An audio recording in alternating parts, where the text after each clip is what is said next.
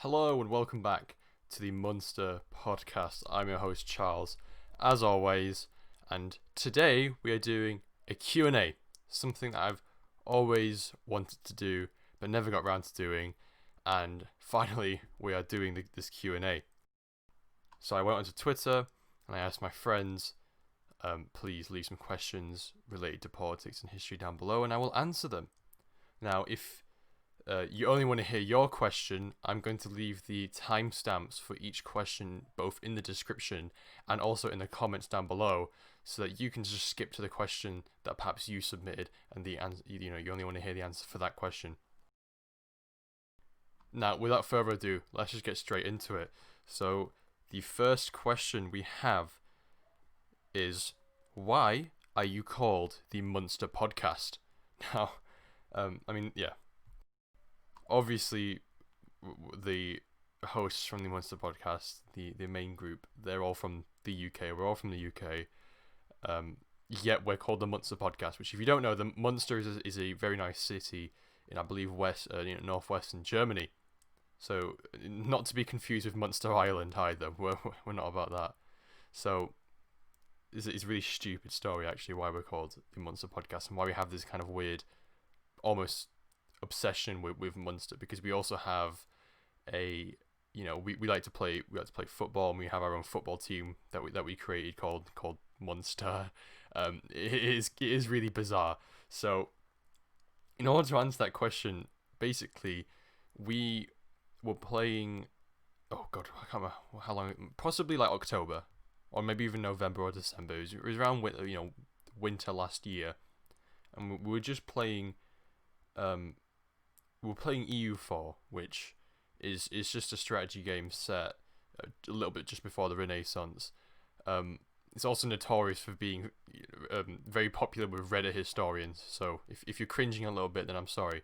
Anyway, we were playing that, and at the time we were really terrible at the game. I mean, we still aren't the greatest, but we like to play it a lot often, and we were playing it back then and we were terrible, and we kept ruining countries and having to reload and as different countries, and eventually Ben, who's another host on the podcast, settled with Munster, which was at the time it was a kind of like a duchy, sort of city-state almost sort of thing in the Holy Roman Empire, and he made it quite big, and it was so obviously it's not impossible to do that in the game, but it was so ridiculous, and it was kind of remarkable the heights that it went to, that we kind of like, oh, Munster, whatever. It kind of became this really stupid joke. And when we made this podcast, actually, in the first episode, the historical historical leaders tier list video, podcast, whatever that we did, I don't believe that I actually introduced it as the Münster Podcast, because actually we didn't know of a name and we couldn't think of a name, so we used all 5 of our brain cells collectively, and we're just going to call it the Münster Podcast, and that is the story behind the Münster Podcast. It's genuinely that stupid. I don't know what else to tell you. It is that stupid. And I mean, the idea for having a political or historically themed podcast, I mean, I've always thought about doing something like this, and actually lockdown was the kind of perfect opportunity to do this in. So, somewhat productive lockdown for me in that sense. But I've always wanted to do something like this because, well, I mean, I really enjoy talking about politics. I really enjoy talking about history even more than politics, because I think politics as a subject is sometimes it's a bit exhausting, to say the least. So we've always had this idea, and it was, I mean, when we actually cracked down and was like, let's actually make this a reality, I believe it was like a midnight in on like March or something like that, like the late March. It was midnight, and we're like, can we actually make a podcast now? Because I think everyone wanted to as well. So we finally were like, look, we're gonna do it. And our first episode was the historical leaders tier list video, and yeah, I'm pretty happy with how it's gone so far. But that is why it's called the Münster Podcast. I'd also like to add, we did part 1 of that historical leaders tier list. Okay, and there's no part 2, even though we did record it, very shortly after. It's because those videos were edited by Alfie and not me. And whilst Alfie is a better editor than me, his in terms of his organization, he's terrible. So if it's a few months late, then that is why. Anyway, we're gonna move on to the next question, which is, why does history coursework make me want to die? Well, I was about to say I don't know, but I do know why. It's because it's difficult. You know, it's meant to be difficult. I believe the person who did submit this question did do their because for those of you who don't know, in the UK, you do some history coursework at at sixth form, which is basic college, and you do it on whatever you want. It's actually really great. You can do it whenever you want. And I believe this person did do their history coursework on the witch trials in Middle Ages Europe. I think that's what they picked. Either it was that or women's suffrage in the early 20th century. I can't quite remember. It's one of the two. But just for that reason, that's probably why you want to die. Neither of those topics are particularly positive. There's a lot of struggle. There's a lot of death. So perhaps that is the reason why you're wanting to die. Also because the support that us students get from our school is not particularly great, and especially with all this COVID, the pandemic and the world falling apart, that definitely has a factor to do with it as well. We've not had access to all the resources and all the help that we need. So if you need any help, you can always talk to me about it, because well, I don't know why I said that, because I also feel like wanting to die with this history coursework. It's not great for me either. Now we're going to move on to the next question, which is, what is the most underrated war / historical era? Now, I think that's a very interesting question, actually, because I think, okay, let's firstly answer a question which you didn't ask, okay? And the question is, what is the most overrated war / era? And I think for a lot of people who are interested in history, that is very, very easy to spot. It's definitely World War I and World War II and the Romans. They're very not necessarily overrated, but sort of most popular. And it gets old. It gets old quick. I mean, I think everybody has been there, in the sense that everybody who's very interested in history most likely started off being very enthusiastic about only World War II or only military history. And I know I definitely was there at some point. I was very into military history, mostly because a lot of my members of the family were part of the military. My dad was he was in the army, so that kind of like leaked down, and he's very interested in military history, and so did I, and whatever. And you, especially if you're a boy, you kind of only get interested in military history because it's fun to study. It's a fun study. It's just guns and tanks and aircraft and murder and whatever. It's pretty interesting, and it's very easy to study as well. So in terms of overrated, I definitely think military history, World War I, World War II, and the Romans in particular, very overrated. And actually, because of how popular it is, and because of how almost overstudied it is, there is this kind of stereotype of like the Reddit historian who they most likely are some sort of extreme political ideology, whether that is sort of like communism or like Nazism or something like that, and they only talk about World War II and the Romans. They're the weird kid that knows way too much about World War II, literally. Like I'm pretty sure I used to be that person. Hopefully people don't see me as like that anymore, because it is a very negative stereotype, but I definitely was there at some point in my life. I know it. I will admit that. This stereotype, they also like dress up in like Wehrmacht uniforms, like SS uniforms and whatever. And this meme that I will never ever not find funny is the weird World War II history kid turning around and saying, this Holocaust talk is boring, when are we going to learn about the tanks? And I think a lot of people have definitely been there at some point, particularly teenage boys. But in terms of overrated, that's it. However, that's not the question you asked, so I will answer your question, most underrated war / era. Okay, so let's start with war. Most underrated war. I'm trying to think right now. I think of an underrated war is the Boxer Rebellion.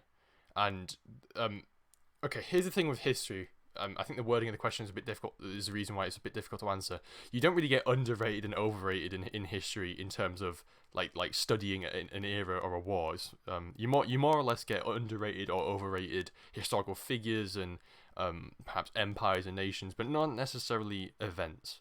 So I think that's a bit of a different. I mean, these aren't like footballers or something where it's like, oh, I think this guy's underrated or overrated or something like that. But in terms of I think needs more attention. I think the Boxer Rebellion is a really excellent example of something that I think needs to be, I think it deserves, more attention because I think it's an absolutely fascinating conflict.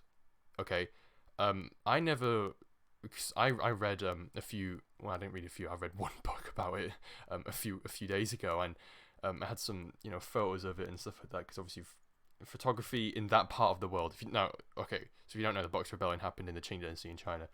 Photography in that part of the world is very difficult to get. So when you do get a very good photo of a particular event happening, you kind of feel very almost honored to be able to see that. And you get a lot of photos from that particular war of Christian executions. So for those of you who don't know, the Boxer Rebellion, more or less in a nutshell, basically Christians were living in China. They were turning people Christian, and the Boxers were like ultra traditionalist Chinese people. And they said, look, we've had enough of these Christians in our country. And they went around and they started getting rid of them and killing them. And eventually this escalated to the Boxers, who were the anti-Christians, going and attacking some of the foreign, embassies and foreign delegations and stuff like that in areas like Beijing and other major port cities where European influence was pretty heavy. And eventually these European countries and Japan and America were like, look, we've had enough of our people getting, tortured to death. So they sent a massive army to China and they killed everything. And this was like 1899 to 1901, I believe, other years. The kind of escalation of the war was like 1900. 1899, they were kind of running around the countryside killing Christians, and then eventually when the war escalated, it was around 1900 when they actually started sieging these foreign embassies. Now, the reason I say it's why I think it should get more attention is not only because it's absolutely fascinating how that wasn't that long ago. Okay, first of all, that was only 100 years ago, and second of all, the behavior of the Boxers is very interesting. I mean, I talked about photographs earlier and how if you get one, you should be very, in that particular era of history, you should be very honored because it's very hard to come by. And you get a lot of photos of Boxers, and it's absolutely fascinating. I mean, these Boxers, they would do rituals and sort of prayers and dances and whatever. They genuinely believe that they were invincible to bullets. So they would just charge at these rifles and whatever with like spears and swords and shit. Like it's actually pretty insane. And they would do like public beheadings of like Christians. It's really interesting actually. I mean, it's very morbid, and even more morbid to think that it wasn't actually that long ago. But very interesting. If you want to study a very important part of Chinese history, there it is, the Boxer Rebellion, 1899 to 1901. Another underrated war, I think, is the Taiping Rebellion, but I don't think we have enough time for that. Now, most underrated era, historical era. I think a lot of non-European history is underrated. And I know that's not necessarily era, but I think obviously we live in Europe. I mean, I shouldn't have to tell you that, but we live in Europe. We primarily learn about European history from a European perspective. It's it's not necessarily like unfair because I don't think it's difficult to go out and find new history for yourself. But you will naturally just gravitate towards European history because you're all Europeans and you're more interested in Europe. That's just how it is. That's fine. But I think in terms of underrated eras and stuff like that, I think the Islamic Golden Age is particularly underrated. And I'm not saying that because it's like somewhat obscure to like most people or something, but genuinely because it is underrated. Like it needs more attention. It is a very fascinating part of history. It needs more attention. Now the next question is from Alfie, who just says British Empire ? Now I think what he is trying to ask me is something that him and I have been discussing for a while, and something that we nearly did on the show, but we just didn't get around to doing was the British Empire a hindrance, or like basically was it a good or bad thing? It's very cynical kind of question. You got to be quite raw in terms of the answer, and I'm gonna say right off the bat, I don't know enough to make a fully balanced conclusion on it, but I think it definitely depends where you're on about. Okay, so I think, for example, in a country like Canada or Australia or New Zealand or even like Hong Kong, not necessarily country, but areas like that, you might say yes, it was good. The British Empire, the British presence was definitely good. The empire was good for these countries. However, for a country like South Africa, for example, or Zimbabwe, you might say the opposite. I think the in between is a country like India, where they did see some benefits, but then for every benefit that India might have seen, there was definitely a drawback to it. An argument that people who say the British Empire was good for these countries, they like to use a lot, is infrastructure and the actual layout of infrastructure, particularly trains, and particularly in India. People like to talk about how the British Empire came and they built loads of train tracks, and these train tracks are still used today, and whatever. However, I think that's mostly for India thing, and we're gonna remember that the British Empire definitely did not do this out of the goodness out of their hearts. By the way, this was definitely for, a number of different things. So, for money, for their overseas trade companies, for just because of the era, imperialism. They wanted to have a bigger empire than their rivals. For example, the French or the Germans. That's just how it is. Or straight up just racism in some areas. I think the strongest argument is definitely trade, profit and imperialism. I don't think people like to kind of warp the idea that the British just went around and like, look, you're black, we're gonna kill you. It is definitely not as obtuse as that. It was a little bit more nuanced and whatever. But I think it depends on what country. If that is to answer the question, whether the British Empire is good or not, it definitely depends on the country. Definitely depends on what type of people as well. Because I imagine that the upper classes, for example, in a country like Nigeria, probably benefited, especially with something like the slave trade. I think they probably benefited because if you didn't know, a lot of African kings and whatever, way before European colonialism, they were huge slave traders, and when the Europeans came, they kind of opened the market even bigger. So definitely depends on the perspective, and the thing is, I don't know much about it to make a justified and balanced conclusion. I think the conclusion I came to just then wasn't very good. We can get Harris on and talk about this because he does know a decent amount, and he will be able to answer that question a lot better. So that is that question. I'm very sorry, hopefully I can't answer that question very well. Next question. This question is from Tyler. I can't remember if he's been on the show or not. I think we have mentioned him a few times, but I don't think he's ever come on, which is a shame. But he asks, which empire would you most like to live in? Now, I think for me, the answer's pretty obvious. It's the Persian Empire. And, okay, so I think the first thing we need to make clear, right? There seems to be this perception that these Middle Eastern empires are really horrible places to live, and they were very, intolerant of non-Muslim, non-Persian, non-Arab, whatever, which is completely incorrect. It's genuinely completely incorrect. These Middle Eastern countries, particularly, well, we're talking the Persian Empire, so the first Persian Empire, by the way, very, very progressive for its time. In terms of welcoming of religions, okay? So obviously this is before Islam, so I guess maybe the comparison between this and like the Ottoman Empire is a bit unfair, but very progressive empire. So actually the reason it got to its size was because they were very welcoming of new cultures and religions, and they wouldn't go around and oppress them and genocide them and things like that. They're actually very welcoming, and that's kind of the key behind its success. I think it's unfair that something like the Persian Empire, its image gets stained by, films and comic books like 300, where they just get portrayed as this massive horde of like brown people, which I think is completely unfair. I think what people need to understand about the Persian Empire is that the Persians looked at the ancient Greeks like they were barbarians, and we always have this perception that ancient Greece was this, perfectly, heavenly, democratic, beautiful, whatever, yeah? God, I can't English, but you know what I'm talking about. We have this perception that ancient Greece was, amazing, and everyone else was barbarians, particularly the Persians. But actually, it's more the opposite. The Persians, they had an actual road infrastructure, like an actually regulated road infrastructure. They had a actual postal system, and in addition, I mean, they had the religious integration was quite well for its period. I mean, especially compared to what you would find later on with, like, for example, the Romans, and way later on in, like, the Middle Ages. The Persians are like modern progressives in comparison. I mean, that's how they look. So, Persian Empire, and also the standards of living in the Persian Empire were pretty decent too.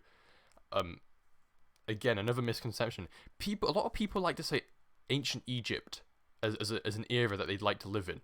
And that always baffles me, because if you're an ordinary person now, and you went to live in ancient Egypt, you'd be a slave. By the way, I think we just want to make that clear. Most likely you'd be a slave anyway. Next question is from Freddie, who says, "Who was the strongest in World War One?" Now that varies on the time period. So, is it early on in the war, or is it late on in the war, or is it in the middle of the war? Now, well, I mean, I guess we'll go through all three. Now, at the start of the war, the French Empire, the German Empire, and the British Empire, and the Russian Empire, those four were probably neck and neck in terms of strength. Although, obviously, the Germans had the disadvantage of they have to fight all three of them. The French and the British had vast colonial possessions. They had tons of, British had India, they had Australia and Canada. The French had, Indochina and areas of Western Africa, large swathes of land, whilst Germany had parts of China, the Pacific, and East Africa, I believe. However, in terms of their actual strength, the Germans were pretty strong, so were the French. So at the start of the war, it's very balanced. Okay. The definite weaker countries would be someone like Serbia or Austria, although early on in the war, Serbia, punched above its weight. Probably one of the weakest countries in the war, apart from like the obvious ones like Bulgaria or whatever, is probably the Ottoman Empire. And I think at this point in history, the Ottoman Empire was declining heavily, and World War One was kind of the final nail in the coffin for the Ottomans, unfortunately for them. And in terms of weakness, it was them. Another country that it was somewhat weak, that I think often gets overlooked because of its sheer size and brutality, is Russia. Now, they incurred heavy losses because they failed to almost modernize not only their country but their military. So whilst the West was industrializing, the Russians were still just mostly peasant farmers. I think towards the end of the war, an obvious strongest nation is probably the United States. I think people might switch off at that suggestion, but because the United States' roles in both world wars often gets kind of marred by really gung-ho stereotypical Americans, and America won the war by themselves. But if we're going to be realistic about this, late war America, them joining the war late was kind of the final nail in the coffin for the Western Front too. This massive industrial nation, absolutely enormous, full of natural resources too, lots of manpower. I mean, finally unleashed on the European stage, they were immensely powerful. So I think in terms of who's the strongest country in World War One, definitely depends on what era, and definitely depends on what kind of where you're measuring it too. The French in the late war were still powerful, but in terms of their strength in battle, they were kind of declining because they had a few mutinies, and frankly they were sick of war. Same with Germany, same with Austria, and perhaps even Italy. So it definitely depends what era and how you're measuring the strength, but very interesting question. Next question is from Harris, who says, "Your favourite country, or in general and in history?" Very interesting question. I'm going to think about this for a while, actually. I think in terms of, at the moment, my favourite country is probably something like the Netherlands, or perhaps even Sweden, or even Germany. Now, being from the UK and talking to other people who are interested in politics, these countries often get heavily romanticized for being perfect countries and stuff like that, because of the kind of almost socialist policies to straight up socialist policies they have, and it's all excellent and whatever. And then people are like, oh, they're not true socialist countries, whatever. It's not actual socialism. But I don't think it matters whether it's socialism or not. In the end, it's working, and the people there are happy. Particularly Northern European countries. I think Finland, Denmark, Norway, Sweden.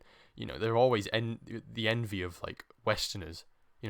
People that live in the UK or France or the United States or Canada. They're always the envy of the world because excellent welfare systems. Low levels of depression. People seem to be getting along. You get paid a decent amount. Standards of living are, excellent. It is amazing, especially in comparison to the UK, which a lot of people like to think is some excellent country, but in comparison to these other excellent countries, it's nothing really.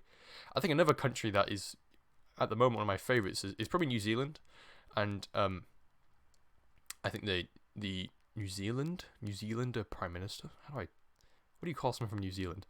Jacinda Ardern, I think her name is. I think she's an excellent Prime Minister. I think, I would consider myself fairly liberal, and she's fairly liberal too. I think, we match on a lot of our ideas. I think the way she runs the country, to be fair to her, she did inherit a very good country, okay, but in terms of her response to the COVID crisis, it's all pretty good. It's a nice country to live in, apart from possibly the heat and maybe even the spiders. And all that. I know it's a very similar climate to Australia. Australia is also a very good country, but I think it has some problems that New Zealand doesn't. So yeah, those are my favourite countries. Now, what about my favourite countries in history? I'm not quite sure. I don't think I have a favourite country in history. I think in terms of to study and to actually like a country, it is different. But I think in terms of countries in history, I think I always like the United States. Not only because it's interesting to study, but I also think that the actual idea behind the United States. The United States has something that other countries don't, in the sense that the actual point of the United States existing is so that it can exert its own political ideology in the terms of it wants to exert democracy, it wants to exert individual rights and whatever. And you can debate how long it's managed to exert that and whether it still does that today. But in my eyes, that's kind of the whole point behind its independence and its whole creation. So I always thought that was absolutely, incredibly fascinating. And obviously Great Britain and the British Empire also very interesting too. I think Poland also incredibly interesting. Very dogged history. But anyway, that's that question, Harris.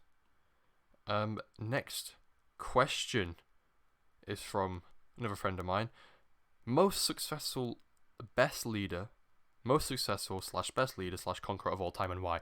Well, you can go and watch episode 1 of the Münster Podcast, which was historical leaders tier list. Some of my views have changed since then, because I did talk to some other people, some people who are a lot smarter than me, and they basically sat me down and said, look, what you just said, you literally just lied to people. Okay, so whatever happens in that video, take it as a grain of salt, but I still maintain some, the basic kind of skeleton of those opinions. And I think, to answer your question very, very, very quickly, is there isn't really one. It's very difficult to find somebody who is kind of flawless, and that's something that we kind of struggled with in the tier list. How do you put personal biases aside and actually assess somebody on how successful they were? Do you factor in the moral standing point? Because otherwise you could say someone like Caesar or Alexander the Great or Napoleon, and you could say they were excellent leaders, but they probably killed and raped a few people, or the people below them did, and they turned a blind eye to it. So do you factor in moral things? And if you do, then no leader is really morally 100%. So I think it's a different question to answer. In terms of actual amount of conquests they did and stuff like that, obvious ones, Alexander the Great. I think in terms of leadership and growing an empire, I think Cyrus the Great of Persia. So I previously mentioned, if you haven't heard, the Persian Empire and how I think it's a very underrated empire. I think it's a great empire. Most of that's due to Cyrus the Great. Very excellent leader. I think he's very underrated too. I believe he was on the tier list in that episode. And obviously, big names like Napoleon, Caesar, they're going to be there. I think someone like Augustus Caesar gets overlooked by Julius Caesar, which I think is kind of unfair, because Augustus Caesar is just as good, if not better, than Julius Caesar. I think Napoleon is also a very good example, although I think these kind of assessments usually come from the Reddit historians who only care about military history. If we look at Napoleon's domestic, the way he ruled France itself, it's kind of questionable. The nepotism thing was a bit weird. Okay, let's just leave it at that. It didn't go too well. and kind of the reason why his empire wasn't the most sustainable. In terms of raw military success, though, Napoleon was absolutely excellent. I mean, we've not had a lot of, you don't get leaders that have the genius like him, and he kind of maintained that for his entire life, to be honest, only set back by things that he couldn't really control, something that we also discuss in that episode. So please go check out that episode if you want a more developed explanation of who my favorite leaders in history are. And moving swiftly on, next question from another good friend of mine: who is your favorite politician? Now, when I saw that, I actually thought about this for a very long time, and I'll answer both in terms of present day and also in history. I think to have a favorite politician is not necessarily the greatest thing, because the amazing and fascinating thing about politics is that the landscape shifts every second. Literally every second, the political landscape shifts. Okay, and even more so now that we have social media, and if a politician does something, good or bad, you can find out almost instantaneously. It's absolutely amazing. And as a result, I'd say the political landscape is just as like tumultuous as like the stock market. It changes a lot. So that's why I don't think having a favorite politician is necessarily the best thing, because of how much it changes. And if you commit yourself to a particular party or a particular politician, I always think is that politics isn't football. You can't just commit yourself to somebody out of blind faith. And that's why I think you can't really have a favorite politician. I think you can have politicians that you like a lot, but I think favorite connotes something a little bit different, which is why I don't particularly have a favorite politician. Politicians that I have liked though in the past and in the present, I think I mentioned her already. I think Jacinda Ardern. I think that's her name. Please tell me that's actually her name. Okay, I think she's a very good politician. Not only in terms of is she a good politician, in terms of is she sly, is she cunning, is she harsh on her enemy or whatever. All politicians have to have that. I think in terms of assessing a politician, that is important too. And I think she does a decent job in that, whilst also having this kind of identity of being, this all smiles, all happy woman, very progressive, very kind lady, very caring towards her people too, something that a lot of countries don't have anymore. And I think, okay, so that's one example. I think Labour's new leader, well, not new anymore, but newish leader, Keir Starmer. Please tell me that I said his name correctly as well, because God, I'm just terrible with names that aren't really simple. Keir Starmer, I think, is a breath of fresh air for Labour, to be completely honest. And I say that not necessarily because I disliked Corbyn, but because Labour didn't fully back Corbyn, and that was one of the many reasons why, his downfall, which is kind of unfortunate. I think it's a breath of fresh air in the sense that I think Labour could possibly back them, and we have seen some cracks, not only from supporters but also from the party itself. I think he wrote a column for the Daily Mail. There was a lot of outrage surrounding that, and I thought that was a bit ridiculous, because you really need to back Starmer or you won't have success in the next decade. Like, do you really want more conservatives ruling over this country? You need to back a Labour candidate 100%, and that's what Corbyn didn't have. I have a lot of faith that Starmer can do that, because I think in terms of, he is very similar to Corbyn in terms of policies alone. He's not actually that different, okay? But in the way he presents himself and his political past and whatever, I think people find him a lot more approachable. He's just a generic politician-looking dude, to be honest. He's not, people, I don't think people are going to say, oh, Starmer's too left, and then not vote for him, which I still think is outrageous, but there we go. I think I had a lot of hope for Labour right there, Keir Starmer. I think he's a very charismatic person. He has a lot of qualities that Boris Johnson doesn't have. I also quite like Boris Johnson. He's very, please don't take that in the sense that I support him, because I don't necessarily think that he doesn't fit my ideas, but in terms of as a politician, wow, he's absolutely excellent. He's absolutely excellent. I think he's a very good example of a very, God, you watch House of Cards or something. He's not Kevin Spacey, but in terms of what a politician has to do to become powerful, he's done it all. And whether he'll maintain this power after this COVID pandemic, we'll have to see. But in terms of that, that's why he's one of my favorites, because he's absolutely, fascinating. When he didn't get elected, but when the Conservatives came in power and more or less he became Prime Minister, and he did the cabinet reshuffle, I thought it was very interesting. And the way he kind of, just plucked his enemies from his own party and just said, go away. Like Sajid Javid, for example, he just picked him up and said, fuck off. I thought that was absolutely fascinating. In terms of politicians from the past, I think, I know a lot of people like to praise him and give him more credit than he's due, but I always think JFK's really, the reason people love him, the reason I love him, is because of his speech giving. You know, you don't really get the same amount of charisma and, you know, inspiring speeches as JFK said. You know, we don't go to the moon because it's easy. We do it because it's hard, or something like that. Or ask not what you can do for your country, but what I mess it up. Ask not what your country can do for you. Ask what you can do for your country. You know, you don't get these kind of rousing, inspirational speeches anymore. And I think he was very good at that. And for that reason, I quite like JFK. Obviously, his domestic and foreign policy, you know, we can put that under scrutiny, particularly his foreign policy and the way he handled the war in Vietnam. We can put that under a lot of scrutiny, but I think in terms of the way he presented himself and the way he kind of asked Americans to buy into his cult of personality, I mean, it's absolutely amazing. I mean, I would buy into it if I was an American in the 60s. Amazing speech giver. So I hope that answers your question there. Next question. Thoughts on Chad? I assume the country and also the meme. Okay, I like to talk about the meme first, okay? The Virgin versus Chad format is probably one of the best memes that we've had in like the last 3 years. It's so fun. It's so good. Like, I don't know how else to I don't know how to give an evaluated response, you know, or like a critical analysis of a meme, because the things with memes that they're becoming so watered down to the point where it's just straight up nonsense. But the Virgin versus Chad meme, I'm always gonna love it.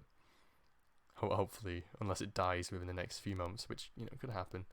But it's an easily recycled meme format, and it's one of those things where it's fairly timeless. And as new trends and as new memes appear, the Virgin versus Chad meme will stay relevant because it can use those new trends and new memes in that format. It's one of those type of meme formats. In terms of the country Chad, I actually don't know too much about it, so I can't tell you my thoughts on Chad.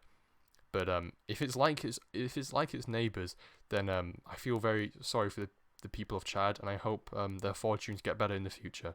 As for their flag, please get a new one. Next question is, and I believe our final question, who is your favourite dictator? Okay, interesting question. Well, I firstly like to say that I don't like dictators because I believe that, you know, I think a representative democracy is probably, you know, the way forward. I think dictatorships not good. But in terms of who my favourite dictators are, I don't really know, because the things with dictators, and okay, when we talk about dictators, I'm gonna mainly focus on like modern dictators of like republics. I'm not gonna talk about kings or queens, because although they were technically dictators, I think what people think when they say dictator is someone like Mussolini, Franco, Pinochet, someone like that. Or you know, Hitler. So in terms of my favourite dictators, I don't really have one, because again, like I was saying earlier, before, you know, I didn't really fully say it, but the things with modern dictators is that they all have like an Achilles heel kind of thing, you know. I think people tend to exaggerate how good Adolf Hitler was. Yeah, never thought I'd say that statement. People tend to exaggerate how good Adolf Hitler was because, yes, he did conquer all this land, but he didn't actually own it for that long. I mean, at the height of the Nazi, you know, the Third Reich, you know, he only held on to that land for like a max 2 years. You know, he wasn't a very particularly good leader either. He was lazy. He had plenty of mental health issues. You know, his cabinet were all addicted to opium and like heroin and stuff like that. So, in terms of leader, and he fucking lost his mind too. And the way he managed the Eastern Front, Jesus, like, he's not a good leader. He genuinely was not a good leader. Like, if you want a fascist leader that's better, probably Pinochet is a way better example. Sorry, I mean, Hitler's not necessarily fascist. I mean, he's a Nazi, but anyway. So yeah, that's why I don't really have a particularly favourite dictator, because a lot of them have very obvious kind of Achilles heel. In terms of longevity, I think Fidel Castro, I mean, it's amazing how he lasted that long. It's kind of weird to think that he's dead, because I'm so used to him just sort of being there in the background, like, you know, the last remnant of the Cold War, apart from, like, for example, the North Korean dynasty. I think Franco also is very interesting figure as well. And I mean, Hitler's interesting, but he's definitely not a fantastic leader. Obviously, the racism and the whole Jew thing, yeah, that's bad too. But if we're gonna not look at morals and just look in terms of functionality, Hitler was terrible. He was genuinely shit. I'm just gonna say straight to it. I think a dictator that gets a lot of flack is somebody like Lenin, for example. I think, whilst I think he was, a murderous dictator, I think people saying he's as bad as Stalin is a bit stretched too far. I think something about those kind of revolutionary dictators, the person represents more than just murder and tyranny. The person represents a particular idea, and Lenin more so than Stalin or Trotsky, in the sense that he was active throughout this for his entire life, and he really believed in this, kind of Bolshevik communist cause, and I think that's also very interesting. I think another very interesting one is Mao Zedong as well, because he also encompassed that idea. He was involved with communism for pretty much his entire life. Also very fascinating, and I particularly have a favorite dictator, if I'm going to be completely honest, just because they all have some sort of flaw, like pretty obvious flaw. But I hope that answers your question. I mean, it doesn't at all, but I hope that's the closest I'm going to get to answering your question. So I hope that answers all your questions right there. If you have any more questions, please put them in the comments, or send them to me, or I'll probably do another Q&A in the future. But I hope you enjoyed that. Because I do. One of the reasons I set up the podcast is because I like talking. I like ranting. I like rambling. I like talking about, things that I enjoy, things that I find amazing. And, politics and history, one of my biggest passions, and I really enjoy talking about it. So I think this Q&A was a really good way to kind of express some opinions and, hopefully get you interested in history and politics too. And hopefully you now know a little bit more about me and the Münster Podcast. And with that, thank you very much for listening in, and I hope you have a very good day. Thank you for watching.